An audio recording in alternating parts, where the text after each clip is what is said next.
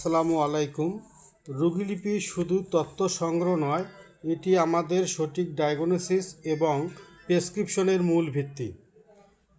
তাই মনোযোগ ধরে রাখুন স্টেপ বাই স্টেপ শেখার জন্য। আজকে আমরা ক্লাসে আলোচনা করব, একসাথে শিখব রোগীর কথার মধ্যে লুকিয়ে থাকা প্রতিটি ক্লু বের করব। আজকে আমরা যে বিষয়ে আলোচনা করব তা হচ্ছে উদ্রাময়। উদ্রাময় রোগীর বর্তমান কষ্টের বিবরণের আলোকে কিভাবে ওষুধ বের করা যায়। আমরা জানি যে রোগীর বর্তমান কষ্টের বিবরণে 10টি ধাপ। উদ্রাময় রোগীর বর্তমান কষ্টের বিবরণে ঠিক একই রকমের 10টি ধাপ, যেমন কোন অঙ্গে কতদিন, স্থায়িত্ব, বিস্তৃতি, প্রকাশ ও অনুভূতি, উৎপত্তির কারণ, সম্পর্কযুক্ত লক্ষণ, কখন কিসে বাড়ে, কখন কিসে কমে এবং কী চিকিৎসা নিয়েছে। যেহেতু আমাদের এই সমস্যাটি হচ্ছে রোগীর উদ্রাময়, সেহেতু আমরা এই উদ্রাময়ের ক্ষেত্রে কোন অঙ্গ বলতে কি বুঝি। কোন অঙ্গ বলতে আমরা বুঝবো উদ্রাময়ের সাথে সম্পর্কযুক্ত যত লক্ষণ রয়েছে তা পাবো রেপার্টরিতে রেকটাম অর্থাৎ মলদ্বার অধ্যায়ে পাবো। এখানে আমরা লিখতে পারি মলদ্বার। মলদ্বার, এই মলদ্বার হচ্ছে তার কষ্টদায়ক অঙ্গ। তাহলে কোন অঙ্গে? মলদ্বারে।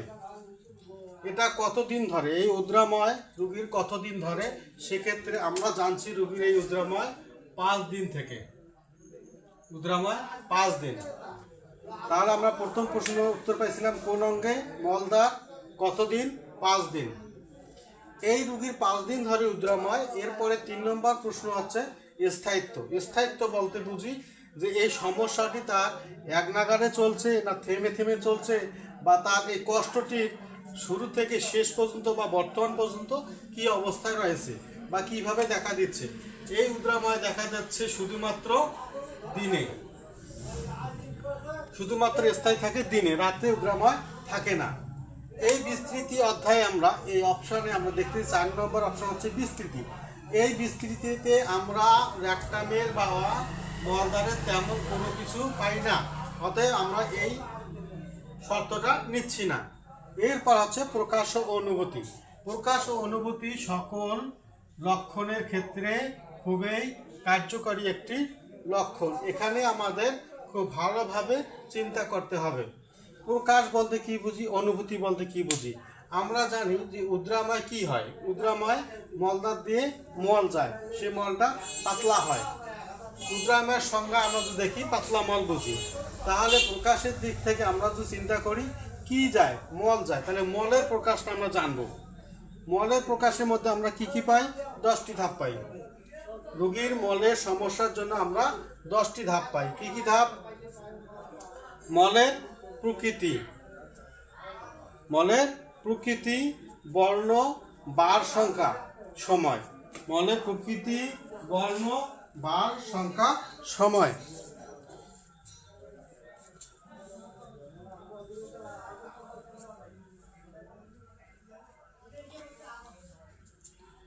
মলের প্রকৃতি, বর্ণ, বার, সংখ্যা, সময়।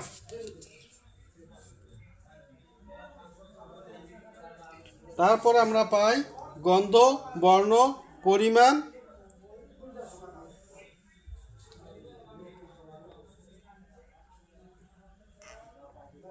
গতি, ক্ষয়, তাপ। তাহলে রোগীর বর্তমান কষ্টের বিবরণ অনুযায়ী আমরা যদি রোগীর এই মলকে বিশ্লেষণ করি, তাহলে মলের ভিতরে আমরা 10টি লক্ষণ দেখব। কি কি? মলের প্রকৃতি। মলের প্রকৃতিতে আমরা দেখতে পারি যে মল পাতলা। কীরকম পাতলা? পানির ন্যায় পাতলা, চাল ধোয়া পানির ন্যায় পাতলা, এটা আমরা দেখব।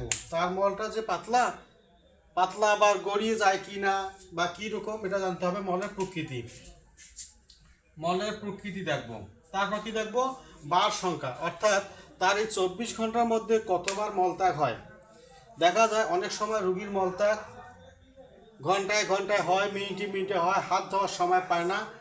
এ ধরনের ক্ষেত্রে আমরা অবশ্যই তার এই 24 ঘন্টার মধ্যে কতবার মলত্যাগ করেছে তা লিখব। মনে করি বার বা সংখ্যা, বার। প্রকৃতি জানলাম, বার সংখ্যা জানলাম, তারপর কি জানবো? সময়। তার এই মলত্যাগটি কোন সময় দেখা দেয়? অনেক সময় রোগী বলে আমার এই উদ্রাময়ের সময়, মলত্যাগের সময় হচ্ছে যখন আমি খাওয়া করি, পানি পান করা মাত্র, কিছু খাওয়া মাত্র, নড়াচড়া করলে, ঘুম থেকে জাগলে, উঠে বসলে, ডান কাঁধে থাকলে, বাম কাঁধে থাকলে, এই যে বিভিন্ন সময়ের উপর ভিত্তি করে তার মলত্যাগটা হয়, এটা আমাদেরকে জানতে হবে।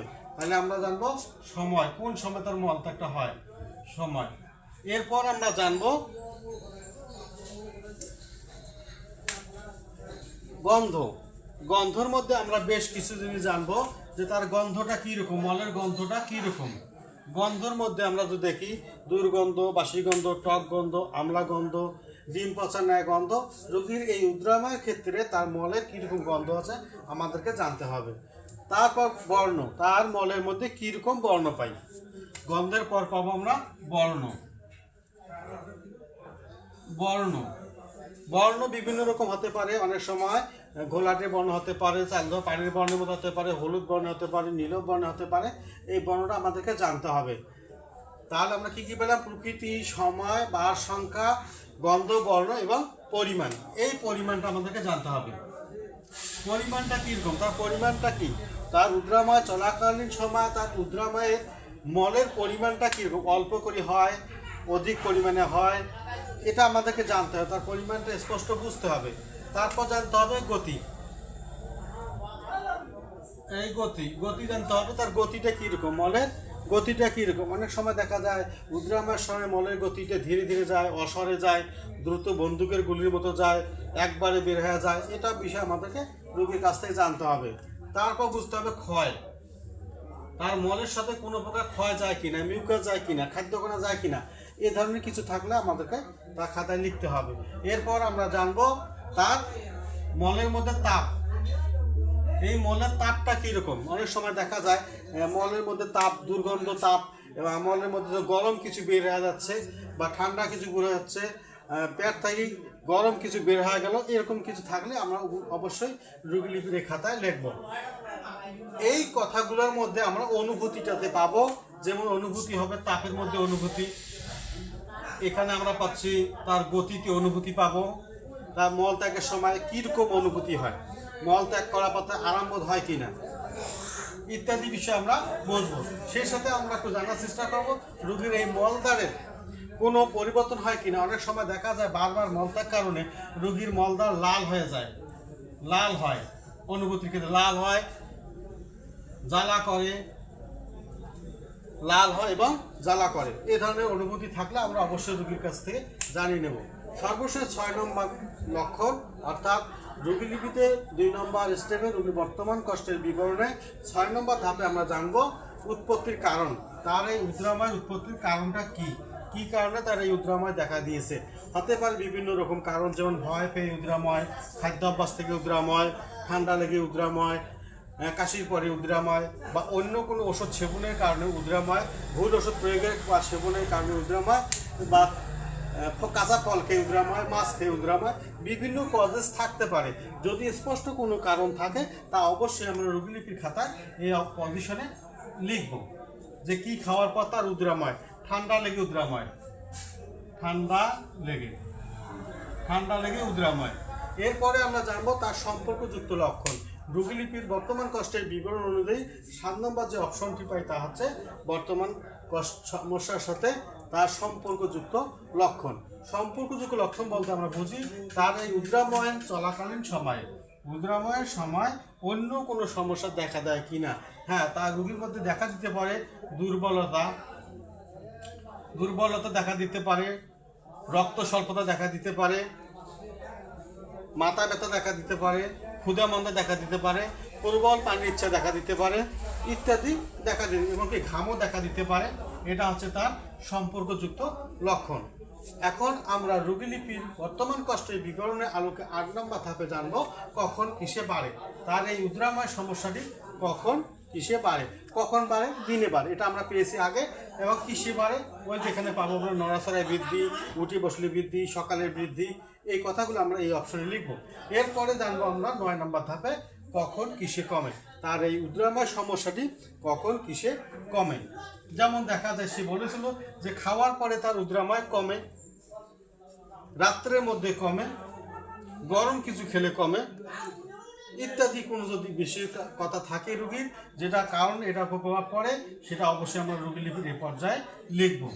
এরপরে আমরা সর্বশেষ জানার চেষ্টা করব রোগী লিপির বর্তমান কষ্টের বিবরণের আলোকে এই রোগের জন্য, এই সমস্যার জন্য, এই কষ্টের জন্য রোগী কোনো প্রকার ওষুধ সেবন করেছেন কিনা। যদি ওষুধ সেবন করে থাকে, যদি এলোপ্যাথি হয় সেক্ষেত্রে কোনো কথা নয়, যদি হোমিওপ্যাথিক ওষুধ সেবন করে থাকে তাহলে সেক্ষেত্রে আমাদেরকে অবশ্যই জানার চেষ্টা করতে হবে ইতিপূর্বে এই লক্ষণের আলোকে বা ইতিপূর্বে তার শরীরে অন্য কোনো ওষুধ প্রয়োগ করা হয়েছে কিনা। সেক্ষেত্রে আমরা আমাদের রেপার্টরিতে ওষুধ পাই, কারণ আমাদের প্রতিটা ওষুধেরই অ্যান্টিডোজ রয়েছে। সেক্ষেত্রে আমরা বিবেচনা করব আমাদের এই রোগীর উদ্রাময়ের ক্ষেত্রে হোমিও কোনো ওষুধ সেবন করা হয়েছিল কিনা। এই হচ্ছে আমার আজকের বর্তমান কষ্টের বিবরণের আলোকে উদ্রাময় রোগীর বিভিন্ন স্টেপে যে লক্ষণগুলো নেব তারই ধারাবাহিক আলোচনা। পরবর্তী আলোচনার জন্য অবশ্যই লাইক কমেন্ট করবেন এবং আমার এই পেজটাকে সাবস্ক্রাইব করে রাখবেন, যাতে আমি পরবর্তী আলোচনা দেওয়া মাত্রই আপনারা পেয়ে যান। সকলকে ধন্যবাদ। আসসালামু আলাইকুম।